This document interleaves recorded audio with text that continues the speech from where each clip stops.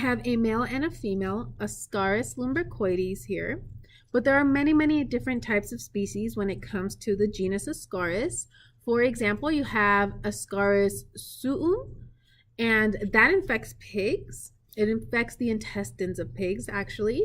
And then there's Parascaris, which is about the same genus, very, very similar.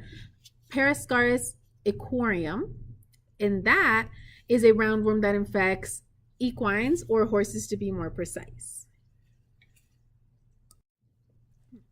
So as I mentioned a few times now, we have two here, and as you can tell, there is a big difference between them. There's actually two big differences between them. So one's a male and one's a female, and this is how you can tell the difference. This one right here is our female, okay? She looks a little flat, okay? But these are roundworms. You can tell they're round right there. They've just been kind of squished in the preservative for a while. So that's why they look a little flat at the tips. But this is most definitely a female. And there's a few ways to tell which is the female and which is the male, which is right over here. Okay. This is the male. So if I were to stretch these out, you can see that the female, is much longer than the male, and this is very, very typical. So the female is much larger than the male. Okay, the males are typically even a little shorter than this one. This is a pretty big male. Okay, and as you can see right here, okay, when it comes to the males have a little hook at their tip, at their end. So this is actually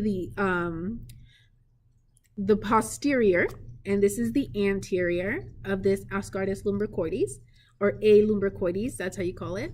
Okay, A lumbricoides has that hook at the tip for the male in the posterior end. For the females, they're much longer. So the females tend to be anywhere from about 20 to 49 centimeters long, whereas the males are anywhere from about 15 to 31 centimeters long.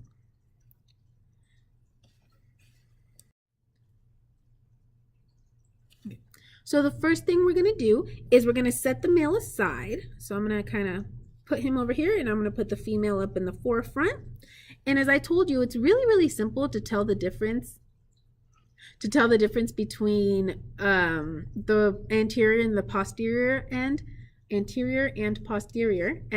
of a male, because the male has this little curve, this little hook on its posterior end, so you know that this is its anterior end. Okay? When it comes to these roundworms, though, the female roundworms,